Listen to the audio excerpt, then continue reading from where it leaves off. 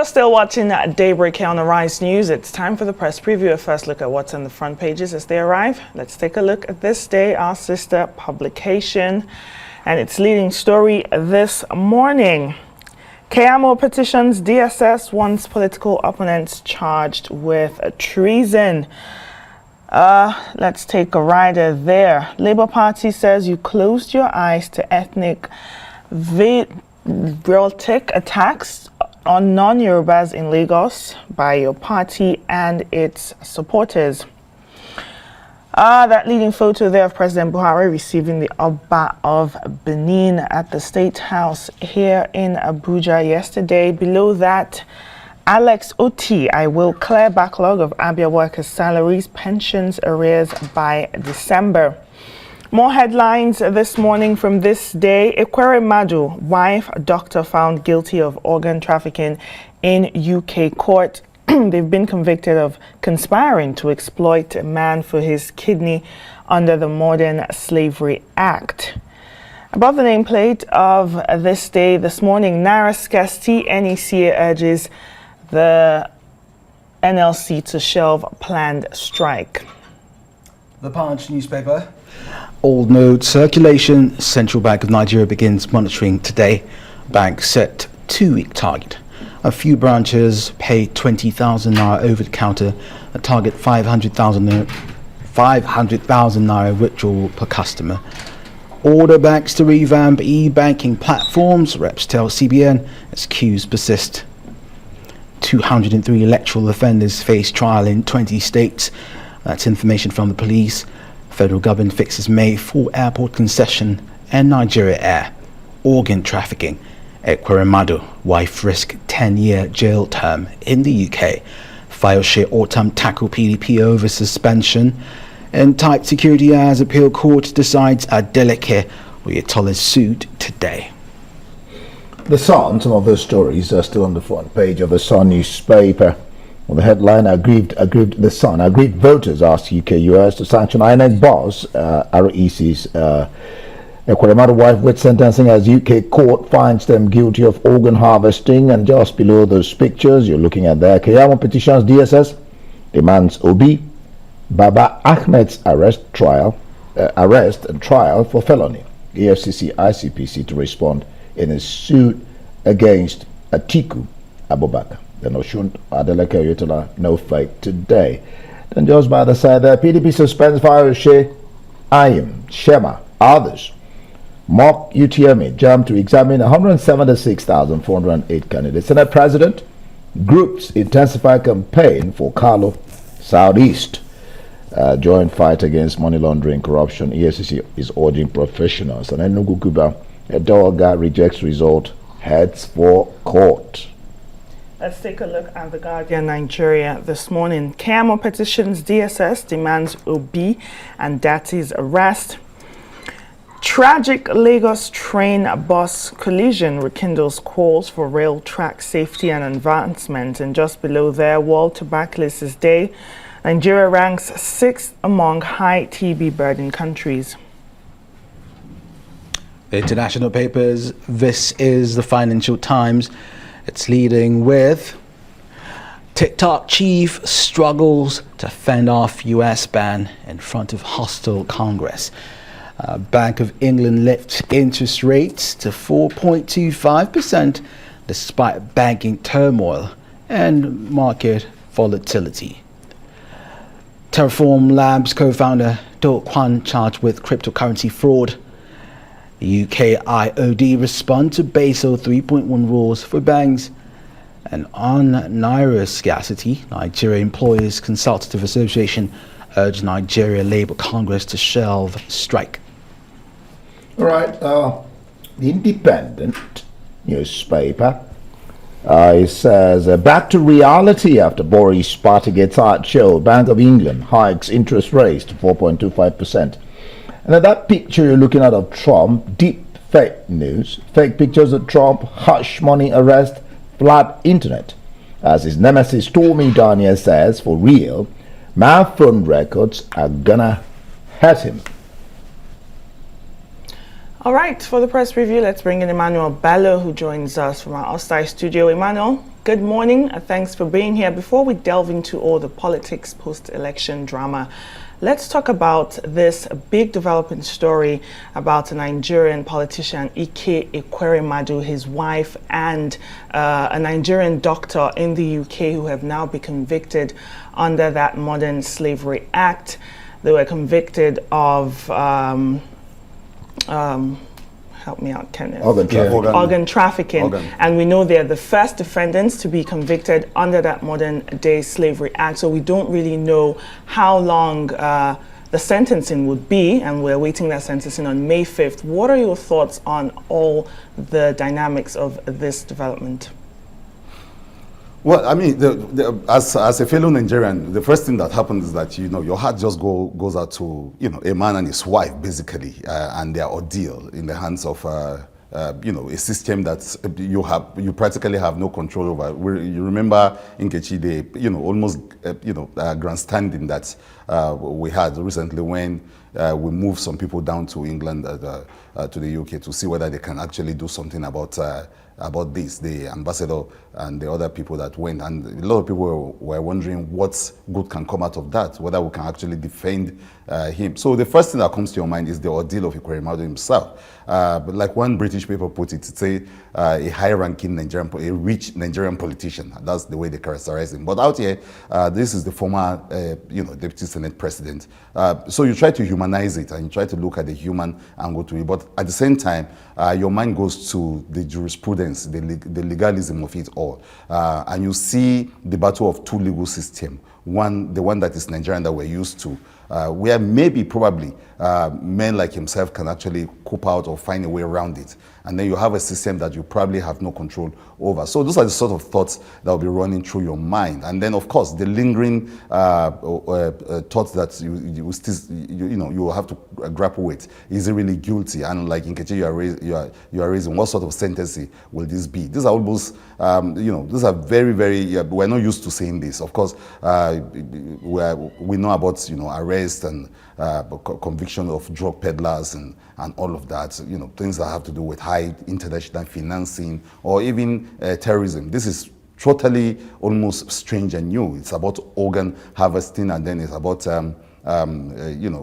Modern Slavery Act and all of that. So at the heart of it is Ekweremadu himself. A lot of people will say, he's not the sort of person that can bring himself to those kind of things. Was he caught in the wrong side of the law? What's going on? Is this, you are even forced to think that whether this is his village people at work, like we like to say here, or if it was Nigeria, you say his political opponents are up against him. But it's an interesting drama. If you're sitting in the, in your bed, in your sitting room, and in your comfort zone, you might not feel the impact of this. But as a human being that had a brilliant career in politics, and as a family man and everything, this is bound to really hurt his base, his supporters, his family, and of course, it's for the rest of us almost like lesson time as we watch the development. Impacts, Emmanuel. Could this affect Nigeria-UK relations? I don't think so, because those are wider issues. This is a narrow situation that has to do with a very high-ranking Nigerian official. But is it going to affect the wider, longer ties that we've had with the UK? It's difficult to think that it can go through that. We are going to go through that way, especially a country that has not really demonstrated that it really cares about the fate of his citizens elsewhere. BK Dabiri is always out there, talking about the plight of Nigerians in prisons abroad. There's South Africa, how Nigerians are treated elsewhere. We've not really seen actions, great actions like the severance of ties, imposing sanctions, the sort of thing that countries who are really serious about their citizens will do to other countries. But you begin to ask yourself, what really can we do apart from complain about these issues? So that's the sort of thing that we don't see, but it brings to focus the issue of Nigerians in foreign prisons and how Nigerians get treated, whether they get the kind of justice they deserve, whether we're just being profiled and stereotyped and punished just because we're Nigerians. Those are the sort of things that the Nigerian government will begin to address them with the seriousness it deserves, because elsewhere citizens will receive the kind of attention, that they demand, the kind of support that they will be needing from their country. But the Kwerebadu situation is one that has been so dramatic in nature, and a lot of people are really, really following the story, and we're all following the story, and it leaves us with a bitter taste in the mouth. But first, for him as a human being, and of course, the larger issues that are around the accusations. We leave this topic. I know you said your heart goes out to Ekweremadu. What about the victim? What about the young man that was allegedly trafficked to the United Kingdom for that organ donation? He says he didn't know anything about it. And while organ donation is illegal in the UK when it comes to sort of offer of monetary or any sort of condition like that, that now makes it criminal. So what about the victim angle, the young man? Yeah, there's only two sides to every story. Yes, there's, of course, there's a side of the victim, and he's told his story so eloquently well in the media space. There's that, but then there's also the other side too, where a lot of people think that the devil is in the details, like they say, and most people not wondering what happened actually in between the story. But it's obvious that yes, the victim too has got his own side of the story, and that's why I say for this, a lot of people will say that well, justice has been served. But you cannot help but to think that well, at the heart of it also is the story of Ekweremadu himself and what the ordeal he's going through. Just that every story has got those two sides, and those two sides are sides that are very, very, very. Yeah, whether you like it or not, there are people involved in both sides of a story. In between that is the truth itself, and the UK government, as far as they're concerned, is that there is going to be sentencing and that Ekweremadu is guilty. All right, let's look at what the stay is saying. Keyamo petitions DSS wants police or political opponents charged with treason. That's one story. And then, of course, we've talked about the Ekweremadu issue. Naira scarcity. NECA urges NLC to share planned strike with rider there. CBN officials engage Labour over picketing threat. Well, I think Keyamo should be more careful in the way he's issuing those threats. I mean, this is not the best of times to be issuing threats of arrests, and I think this is not the first time Keyamo is saying that they should go after political opponents and use state power to arrest them and lock them up. We're at the crossroads right now, and I think those kind of utterances, Keyamo need to watch it. Probably he wants to come across as someone who is, defending his base and, of course, speaking for his base in the way he's doing. But it's not really, the impact of what he's saying is not, it's negative completely when you look at how it's resonating with the public. Dati are seen as victims of this democracy. A lot of people feeling so strongly that they were robbed, they were cheated, and that there was a rape on democracy. And I don't necessarily feel that what that is said about the end of democracy means that he's planning to stage a coup. I mean, what evidence do you have that there's a coup? A coup is civilians, well, a coup is actually a collaboration between civilians and the military. But you have to be careful how you loosely use the word coup around what civilians are doing. I mean, when someone say if you swear in Tinubu, it will end democracy. He's probably saying that it will end the transparency that democracy entails, the justice around democracy, the fact that democracy should be a different ball game altogether. And there are a lot of people talking about INEC now. 2-3 newspapers have done stories on INEC. I think one is in the Punch, and then we're not treating leadership today. Leadership has an interesting story on INEC too. A lot of people are, questioning all kind of elections, whether they want the presidential election and that of INEC. People saying all sorts of things, but there seems to be a general consensus around the fact that INEC needs to be more transparent than it is now. And returning officers have been caught flat-footed, receiving bribes and all of that. When you put all of that together, when you critique this election together, you agree with me that yes, democracy is in some kind of danger out here. The transparency, the rights of voters that need to be protected and all that. If you put all that together, it signals to you the end of democracy. The way Deti is saying it doesn't necessarily mean that Deti was planning a coup to overthrow government. He said if you swear him in on the 29th, and the rest of the world is smoking out. I think there's a story where aggrieved voters appealing to the UK, to the US, and saying that, well, these are not elections that we can be very proud of. I'm not speaking for Dati, but I suspect that that is what he's referring to. And so to call for their arrest is too much. If you arrest those guys right now, you are just going to make, to quote Tinubu, a worse situation rotten.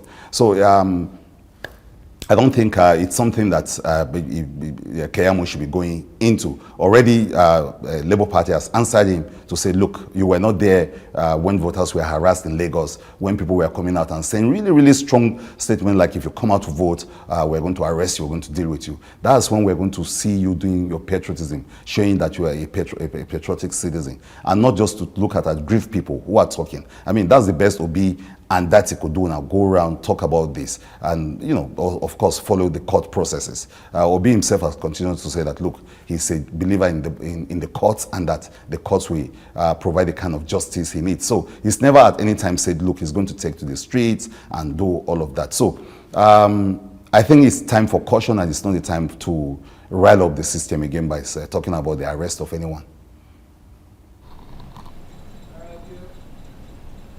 Thank you, Emmanuel Bello, for your insight this morning. That's the press preview. Let's hear from you.